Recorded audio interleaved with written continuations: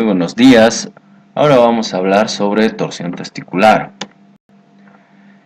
La torsión testicular es parte de los grandes síndromes urológicos que corresponden a los denominados escroto agudo. Como podemos ver, según las edades, en todas las edades podemos cursar con una epididimitis, que es la causa más común de dolor testicular o escroto agudo, mientras que en los prepúberes podemos ver que la torsión del apéndice testicular es más común, y en los adolescentes la torsión testicular va a ocupar el principal diagnóstico de un escroto agudo. Entonces es la causa más común de epididimitis aguda, se encuentra entre 37 a 64% de todos los síndromes de escroto agudo. La torsión testicular principalmente, como ya lo dijimos, lo vamos a ver en la edad adolescente. En cuanto al escroto agudo, tenemos que hacer el diagnóstico diferencial, ya que muchas patologías nos van a presentar un dolor agudo. La torsión testicular, que está englobado en cuanto a un origen vascular, ya que existe una rotación del testículo sobre su propio eje, evitando el flujo sanguíneo arterial, y por lo tanto el paciente va a presentar un dolor muy intenso. La torsión del vestigio apendicular también se va a encontrar dentro de una causa vascular, y la epididimitis vamos a englobarlo dentro de las causas inflamatorias. Ahora, es raro que me presente un paciente dolor agudo en otras patologías, pero también se han visto, por ejemplo, en el caso de la apendicitis, en casos de hernias inguinales, tumores, tromboflebitis, flebitis, etc.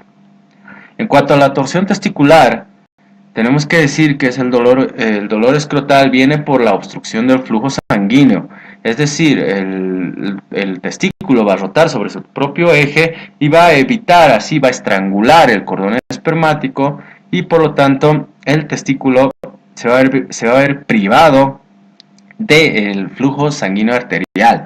Por lo tanto, esta isquemia que va a sufrir el testículo le va a producir al paciente un dolor. Y esta patología se tiene que decir que es reversible si tenemos un diagnóstico oportuno y un tratamiento adecuado de manera rápida.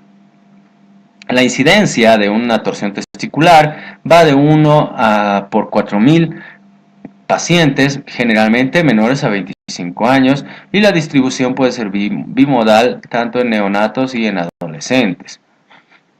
En cuanto a los factores predisponentes, se han propuesto distintos factores que pueden predisponer a este tipo de torsión en algunos pacientes. Una de ellas es la deformidad que puede tener la túnica vaginal, ya que si tenemos una túnica vaginal laxa, el testículo tiene mayor probabilidad de torsionarse. En la pubertad se encuentra más, ya que existe un aumento o un crecimiento de la masa testicular, ya que el paciente, las personas adolescentes ya van a entrar a una etapa reproductiva, y por lo tanto, al crecer y aumentar el tamaño testicular, el testículo también puede rotar, porque también podría encontrarse con una túnica vaginal laxa, o tal vez con un cordón espermático muy largo. La criptorquidia, que es muy raro que se torsione, pero algunas veces hemos encontrado una criptorquidia, a nivel del canal inguinal, con una torsión asociada, ¿no? Entonces el paciente que no tiene un embolse escrotal, un testículo palpable, y te refiere un dolor en región inguinal, lo más probable es que el testículo que se encuentra en esta situación se torsionó. Un trauma testicular, de la misma manera, lo que sucede es que posterior a un golpe fuerte, el testículo asciende, y al hacer ese movimiento también puede hacer un movimiento de rotación. Entonces al hacer el movimiento de rotación va a presentar esta torsión. El tumor testicular, que es menos frecuente, puede ir creciendo de manera unilateral y al mismo tiempo va girando el testículo de manera contralateral al crecimiento del tumor. Una actividad física súbita puede provocar una contracción cremastérica y por lo tanto realizar un movimiento anormal del testículo. Normalmente cuando tenemos una torsión testicular lo vamos a ver de esta manera. El testículo está ascendido más de lo normal y está horizontalizado. Vamos a tener un epidídimo que se encuentra palpable en zona anterior que normalmente no lo podemos palpar. Existen diferentes tipos de torsiones testiculares. La clasificación es una torsión intravaginal y una torsión extravaginal. Cuando ocurre una torsión intravaginal, que generalmente es la más común, se va a observar, por ejemplo, principalmente en adolescentes, y es el 90% de los casos que van a presentar estos. La deformidad en badajo de campana de la túnica vaginal va a ser la principal causa de la torsión y la rotación que haga el testículo, y el dolor súbito y severo va a producir náuseas, incluso vómitos al paciente, pues el dolor es muy intenso. Mientras que en una torsión extravaginal, que es muy rara y a veces se presenta en edad perinatal, bueno, lo que pasa es que acá hay una falta de fijación de la túnica vaginal parietal a la pared escrotal posterolateral y por lo tanto va a existir una rotación. Entonces el testículo como tal no sufre un daño isquémico, pero y por lo tanto va a ser un testículo indoloro y firme. En cuanto a la clínica que va a pasar, vamos a ver en estos pacientes, el paciente va a referir un dolor súbito, es decir, un dolor bastante intenso en el hemiescroto afectado, y la localización del dolor va a ser principalmente en el testículo y en el cordón espermático. El testículo rota sobre el cordón espermático que tiene las arterias, ya sea la arteria diferencial, la arteria testicular, pues prácticamente van a encontrarse obstruidas y no va a poder irrigar este testículo y por lo tanto se va a presentar el dolor. El dolor es bastante intenso, que incluso puede tener náuseas y vómitos y puede hacernos confundir con otro tipo de patologías. Estos pacientes generalmente están durmiendo tranquilos y de pronto pop, le viene mucho el dolor y los despierta y lloran y gritan y se desesperan y nadie sabe qué les está pasando hasta que son examinados y nos encontramos con un dolor testicular muy severo. También puede estar asociado a posterior a un ejercicio físico intenso de los jóvenes o un trauma. Entonces, la duración del dolor va a determinar prácticamente el riesgo de isquemia prolongada y subsecuente a pérdida testicular. Tenemos 6 horas como máximo para determinar realmente si se trata de una torsión testicular. Si es una torsión testicular como tal, dentro de las 6 horas nosotros ya tenemos que entrar a quirófano y detorsionar. Entre los hallazgos en el examen físico vamos a encontrar a un testículo que se encuentra elevado con un acortamiento del cordón espermático. El eje testicular ya no es vertical, sino vamos a encontrar un testículo horizontalizado. Al paciente, después de calmar el dolor, obviamente, le vamos a decir que se ponga de pie y vamos a apreciar cómo uno de los testículos tiene una posición normal vertical, mientras que el otro, aparte de estar elevado, va a estar horizontalizado. Entonces, al hacer la palpación del testículo, vamos a ver que el testículo es poco doloroso, pero se puede palpar el epidídimo en la parte anterior, que normalmente no es su posición. Y además, una de las cosas más importantes es la ausencia del reflejo cremastérico, que es casi patognomónico de la torsión testicular. Entonces, en estos pacientes vamos a ver esto, ya sea en niños o sea en adultos. El testículo generalmente está aumentado de volumen, es doloroso y está agrandado y generalmente tiene una orientación distinta a su homónimo contralateral. decíamos que el reflejo cremastérico, que ya sea con un objeto o con la misma mano, hacemos un estímulo en la cara interna del muslo afectado, normalmente el testículo hace un movimiento de suspensión y luego vuelve a su normalidad. Pero si este reflejo está ausente y tenemos los signos clásicos de una torsión testicular, pues prácticamente es patognomónico para diagnosticar una torsión testicular. Dijimos que tenemos máximo hasta 6 horas para diagnosticarlo. Si tenemos una duración de dolor menor a 6 horas, un reflejo cremastérico ausente, un dolor testicular difuso y tenemos un ultrasonido diagnóstico, pues prácticamente ya tenemos nuestro diagnóstico y también tenemos que actuar de la forma más rápida posible. El diagnóstico es de dos tipos, entonces, es clínico y es imagenológico. Imagenológico, ¿por qué? Porque podemos solicitar un ultrasonido escrotal con Doppler testicular. ¿Y qué nos va a reportar este? Que hay una disminución del flujo sanguíneo testicular afectado. Ahora también podríamos solicitar una gammagrafía testicular, aunque no lo tenemos presente en todos los centros a disposición, si el ultrasonido no sería concluyente.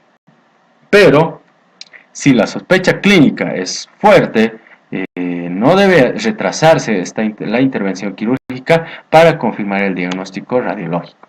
¿Qué es lo que vamos a encontrar en una ecografía Doppler testicular? Pues la disminución del flujo sanguíneo testicular. Este examen tiene una sensibilidad de 63% y una especificidad del 99%. Podría existir en algunos casos, en unas fases tempranas, todavía un flujo arterial presente, en una torsión parcial o una torsión intermitente, con una disminución parcial del flujo. Pero si nosotros tenemos una clínica y tenemos prácticamente signos claros de que es una torsión y el Doppler nos ayuda prácticamente con el diagnóstico, pues no hay que demorar demasiado. Si tenemos un Doppler y la clínica no es muy clara, podríamos ayudarnos con una gammagrafía testicular que nos va a dar prácticamente la funcionalidad del testículo. Si encontramos un área fotopénica con el llamado signo de la dona o ojo de toro, también vamos a tener el diagnóstico de que el paciente está cursando con una torsión testicular.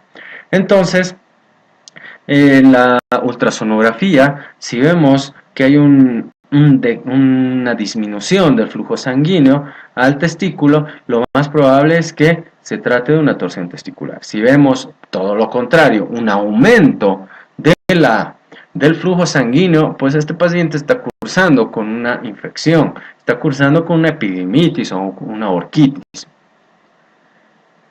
En cuanto a la tasa de salvamiento testicular, tenemos que decir que los principales responsables de que este paciente no conserve el testículo vamos a ser nosotros. Si logramos diagnosticar la torsión testicular en menos de 6 horas, la probabilidad de salvar el testículo es de 90 a 100%.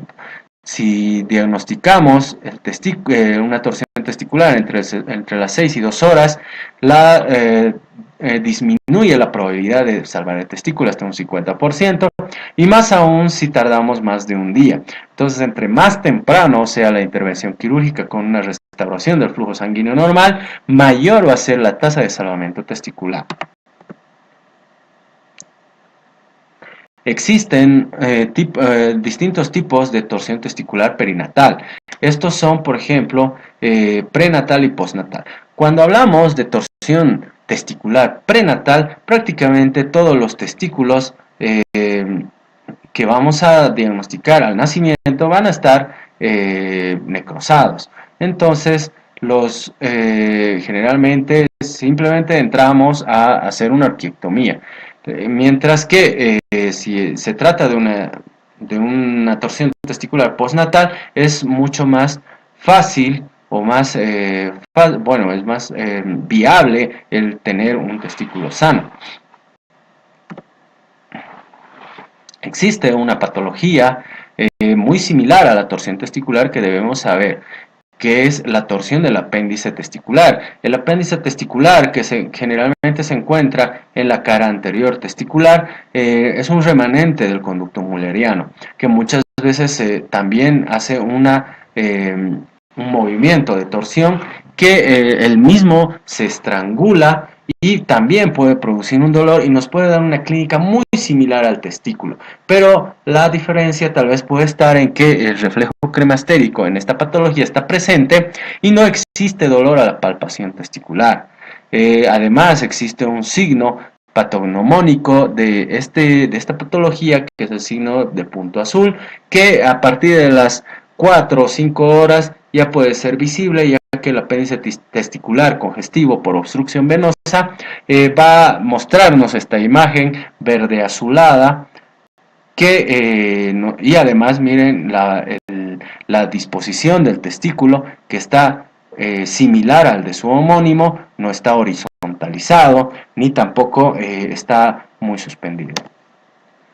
El tratamiento también puede ser variable de la torsión del apéndice testicular. Desde lo más recomendable es hacer una exploración escrotal y retirar este apéndice testicular ya necrosado, o si está por necrosarse, pues terminar de retirarlo el mismo, ya que se puede volver a torsionar. Pero el tratamiento, si es que no llegara a un estadio avanzado, como en este caso, puede ser conservador, con reposo físico, soporte escrotal y antiinflamatorios no esteroideos.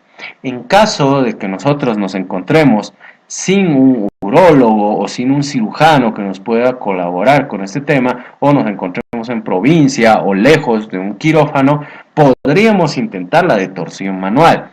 La detorsión en dirección lateral puede reducir ya sea en un 180 o hasta 360 grados, depende cuánto haya girado ese testículo, porque a veces giran 2, 3, hasta 4 vueltas, por lo tanto es bien complejo el detorsionar estos testículos.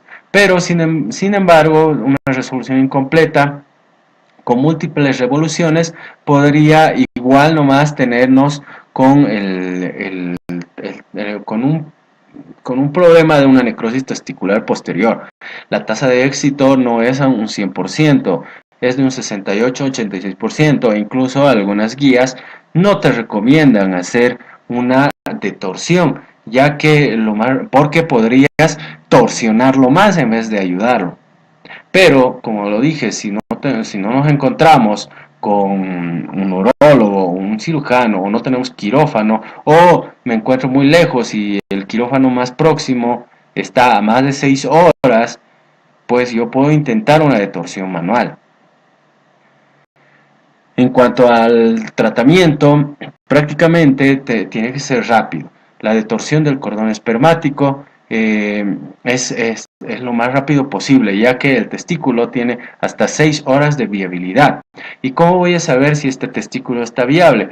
Pues uno, por la coloración, si no está muy morado o muy negruzco o violáceo, y además me presenta a un sangrado, pues yo puedo pensar en mantener todavía este órgano intacto. Mientras que si el testículo no es viable, pues puedo pensar en una orquiectomía. Una vez detorsionado el testículo, lo primero que se debe hacer es una orquidopexia. La orquidopexia es una fijación del testículo con un punto, como vemos acá, a través del testículo a la pared escrotal, para que éste no se vuelva a detorsionar. Sin embargo, la complicación más significativa es la pérdida de testículo. En 55% de las exploraciones, por una tardanza en el diagnóstico o por confundir el diagnóstico de una torsión con una inflamación o una infección, generalmente estos pacientes vienen ya casi asintomáticos, con el testículo ya necrosado, porque tienen un pico. Es decir, el dolor no va a ser eterno, va a durar unas 8 o 10 horas y luego el dolor ya va a disminuir. Entonces, nosotros nos confundimos y al ver que el dolor ha disminuido, pues le seguimos dando antibióticos pensando que es una epididimitis. Sin embargo, este ya se encuentra totalmente necrosado, por lo tanto, el testículo ya es inviable. En cuanto a las complicaciones, la atrofia testicular es una de las principales. Las recurrencias por posorquidopexias que se han visto en muy pocos casos, es decir, aparte de haberlo fijado el testículo, se vuelve a torsionar, pero es muy raro. Las infecciones de herida quirúrgicas que en bajas proporciones se ha visto, y obviamente la disminución de la fertilidad en nuestros pacientes, ya que el daño de la isquemia y de la perfusión de ese testículo afectado va a disminuir los niveles séricos de inhibina y por lo tanto también va a haber un daño contralateral. En cuanto a las causas de pérdida testicular, tenemos que decir que la principal causa de pérdida testicular no es solo el paciente, sino somos nosotros. Nosotros nos confundimos y no podemos hacer un diagnóstico adecuado. Por lo tanto, el 58% de la causa de una pérdida de un testículo es el médico. Si nosotros no hacemos una evaluación adecuada, una historia clínica adecuada y prácticamente perdemos tiempo, más de 6 horas después de que comenzó el dolor, pues el paciente prácticamente va a perder el testículo, y lo que vamos a hacer es, bueno, como son pacientes jóvenes, vamos a disminuir a un futuro su probabilidad de tener descendencia, o también vamos a provocar problemas psicológicos, ya que un varón está acostumbrado y tiene la costumbre de tener los dos testículos en las fosas escrotales, y al no tener uno le podemos causar problemas psicológicos. Por eso los urólogos lo que normalmente hacemos es, si es que tuvimos la mala suerte de perder un testículo, pues buscamos la forma de operar y de instalar una prótesis para que el niño o el joven no tenga una alteración psicológica posterior. Los diagnósticos iniciales incorrectos también están en segundo lugar, ya que, como dije, generalmente lo podemos confundir con otro tipo de patologías, generalmente las infecciosas. Y el retraso de tratamiento, debido a que no contamos con los estudios complementarios necesarios, o no contamos con un médico capacitado, o un urólogo, o un cirujano, o no tenemos un cuarto de cirugía, pues este también va a ser una de las causas de perder ese testículo. Pues entonces es bastante claro, la evaluación del escroto, si se debe hacer menos de las 6 horas. Si el paciente me dice que ha tenido dolor y ya estoy en el tiempo adecuado y yo estoy con un diagnóstico consistente de una torsión testicular, lo mejor que tengo que hacer es una exploración quirúrgica, una exploración escrotal. Mientras que si tengo dudas con el diagnóstico y todavía estoy con un dolor que tiene más de 6 horas, le pido una ultrasonografía Doppler. Si el Doppler está con una perfusión incrementada, pues lo más probable es que se trate de una inflamación, una orquitis o una orquiepididimitis. Y prácticamente vamos a pedir, ya no voy a pedir otros tipos de estudios. Sin embargo, si veo alteración del flujo sanguíneo testicular y veo signos de torsión testicular, pues la indicación es quirúrgica inmediata. Pasando a las preguntas: ¿en qué grupo etario se presenta generalmente la torsión testicular? Generalmente este tipo de patología vamos a encontrarlo en el grupo de 15 a 25 años. ¿Qué estudio imagenológico es determinante para el diagnóstico de torsión testicular?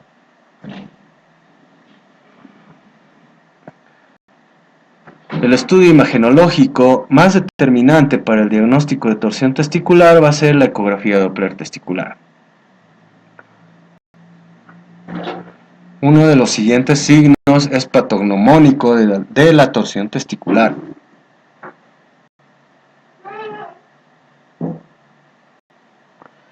el dolor hemiescrotal intenso, un testículo suspendido y horizontalizado, una ausencia de reflejo cremastérico, un epidídimo palpable en región anterior, va a ser patognomónico de una torsión testicular.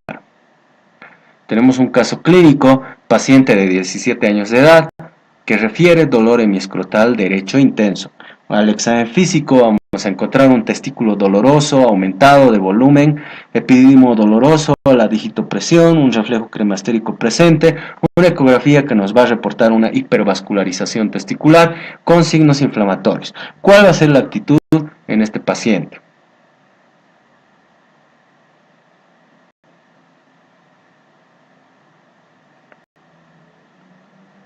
Bueno, pues vamos a analizarlo.